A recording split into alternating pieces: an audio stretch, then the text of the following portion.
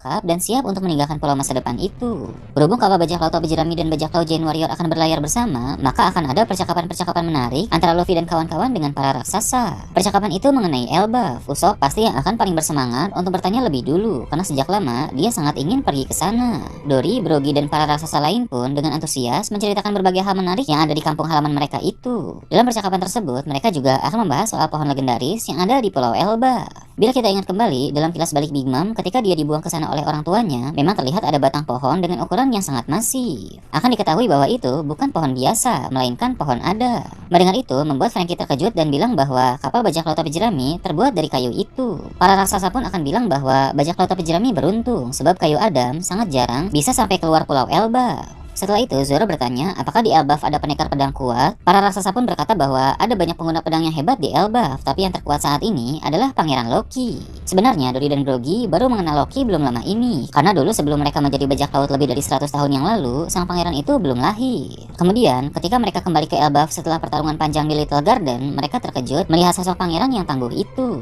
Mereka juga mendengar bahwa pedang yang digunakan oleh Pangeran Loki merupakan pedang legendaris Elbaf yang termasuk ke dalam 12 Saijo Owazamono. Ketika sang pangeran itu dibicarakan, cerita akan memperlihatkan dirinya sedang berburu di hutan Elbaf. Di sana Loki telah menghabisi banyak monster menyeramkan dengan ukuran-ukuran yang luar biasa. Seperti yang pernah disinggung oleh Dory dan Brogy, hutan Elbaf memang berisi banyak makhluk buas yang sangat besar. Dari sana jelas bahwa Pangeran Loki itu sangat hebat dan akan menarik untuk melihat seperti apa perannya dalam arc Elbaf ini. Mendengar soal Pangeran Loki pun akan membuat Zoro menjadi semangat. Sedangkan Nami, dia akan ingat bahwa Loki adalah pangeran yang pernah dijodohkan dengan Lola si anak Big Mom. Tapi perjodohan itu gagal karena Lola berhasil melarikan diri.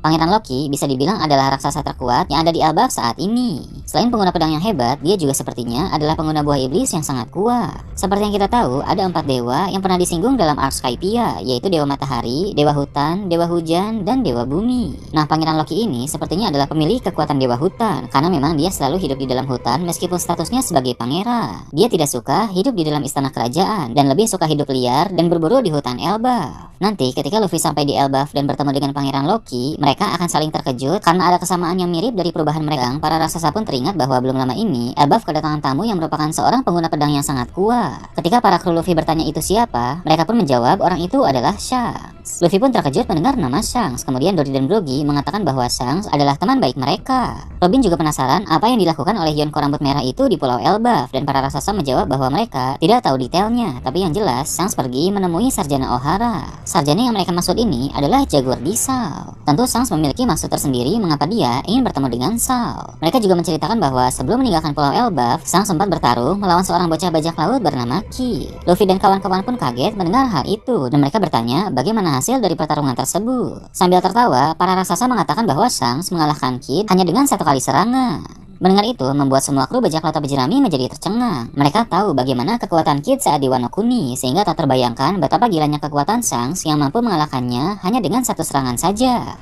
Beralih ke hal lain, diperlihatkan Pulau Hachinosu yang menjadi markas bajak laut Kurohige. Kurohige akhirnya tiba di tempat itu setelah dalam chapter lalu banyak kru yang mulai gelisah menantikan kedatangannya. Pudding yang telah ditangkap dibawa turun untuk dimasukkan ke dalam penjara Hachinosu. Kurohige pun langsung berbicara dengan Kuzan. Dia sudah mendengar dari Dindin Mushi tentang serangan Garp ke markasnya itu, tapi kini Kurohige ingin tahu penjelasannya yang lebih detail. Kuzan pun menceritakan semua kejadian itu, termasuk lolosnya Koby dari penjara. Namun Kurohige tidak mempermasalahkan hal tersebut karena mendapatkan Garp jauh lebih berharga dibanding Koby.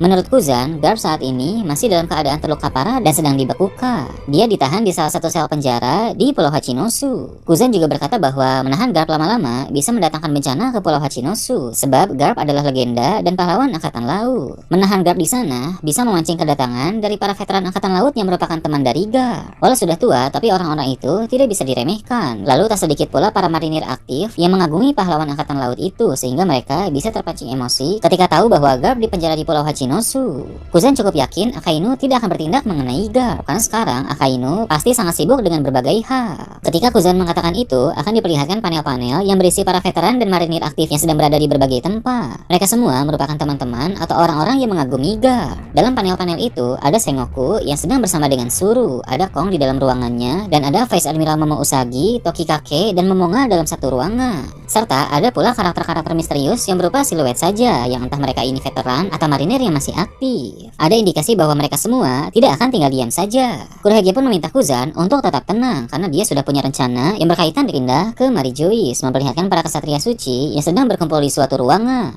Karakter misterius yang ditampilkan berupa siluet dalam chapter yang lalu pun ada di sana, tapi seperti apa wajahnya masih belum diperlihatkan dengan jelas. Para kesatria suci itu berbicara mengenai Gorosei yang telah mereka ketahui tidak ada di ruangan otoritas. Mereka pun bisa menduga bahwa semua Gorosei pergi ke Pulau Egghead. Dari cara kesatria suci membicarakan Gorosei, ada indikasi bahwa mereka tidak menyukai para Gorosei itu. Internal pemerintah dunia lebih kompleks dari yang kita bayangkan, sehingga permasalahan dan ketidaksukaan satu sama lain sangat mungkin ada di dalam sana. Saat para kesatria suci berkumpul, mereka terdiri dari sebagian orang tua sepantaran Garling dan sebagian lagi masih cukup muda. Mungkin ini bisa disebut sebagai kesatria suci era lama dan era baru. Kesatria suci tidak abadi seperti Gorosei, sehingga wajar jika mereka memiliki orang-orang di setiap generasi. Di sana mereka tahu bahwa mereka akan sibuk untuk beraksi sebentar lagi. Garling pun berkata setelah sekian lama akhirnya tiba waktu bagi kesatria suci untuk bertempur kembali. Kemudian cerita akan memperlihatkan keadaan dari armada besar bajak laut topi jerami. Yang paling menarik di sana adalah Bartolomeo, karena ketika dia hendak berlayar di lokasi tempat dia berada, muncul kapal bajak laut Akagami. Seperti yang kita tahu, Bartolomeo diburu oleh mereka karena dia berani membakar bendera bajak laut Akagami di wilayah kekuasaannya. Ben Beckman, Lakiru dan Yasop segera mengalahkan semua kru Bartolomeo dengan cepat. Alasan mengapa bukan Shanks yang langsung menumbangkan mereka dengan Haoshoku Haki, karena Shanks sedang tidur usai dia mabuk berat seperti yang diketahui dalam chapter yang lalu. Bartolomeo pun langsung memasang barir untuk melindungi diri. Mereka sudah tahu soal kekuatan Bartolomeo yang memiliki barir dengan pertahanan yang absolut. Namun dengan menyeramkan, mereka bertiga berdiri di hadapan barir itu dan bertanya sampai kapan Bartolomeo bisa bertahan. Yasop juga bilang bahwa Bartolomeo mungkin tidak akan dibunuh oleh Shanks karena dia adalah anak buah dari Luffy. Tapi Shanks tetap akan memberinya pelajaran ketika Shanks bangun nanti. Kemudian karena Ben Beckman bosan menunggu, dia pun mengeluarkan Hoshoku Haki tingkat tinggi. Memang Bartolomeo tidak sampai pingsan, tapi Hoshoku Haki dari Ben Beckman membuatnya tertekan dan dia secara tidak sengaja menonaktifkan barir yang melindunginya, sehingga sekarang dia bisa diserang kapan saja. Tak aneh bila Ben Beckman bisa Hoshoku Haki juga, sebab orang-orang nomor 2 dalam kelompok bajak laut hebat pasti bisa menggunakannya, seperti contohnya Rayleigh, Katakuri, dan Zoro pun memiliki Hoshoku Haki. Sebenarnya sejak awal Ben Beckman bisa menumbangkan seluruh kru Bartolomeo dengan Hoshoku Haki itu, tapi dia memilih untuk bermain-main dengan mereka terlebih dahulu, seperti saat dia menghajar bandit gunung juga dia suka bermain-main. Tapi meskipun suka bermain-main, terbukti bahwa Ben Beckman sebenarnya adalah karakter yang kejam, karena dulu dia jugalah orang yang menghilangkan lengan Kiriki. Membakar bendera bajak laut memang adalah dosa yang sangat besar dalam dunia bajak laut, sehingga bajak laut Akagami akan memberi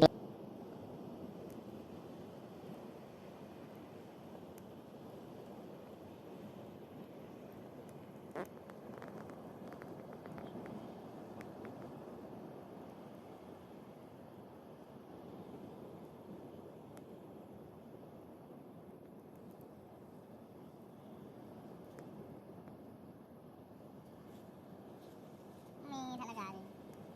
Talaga na.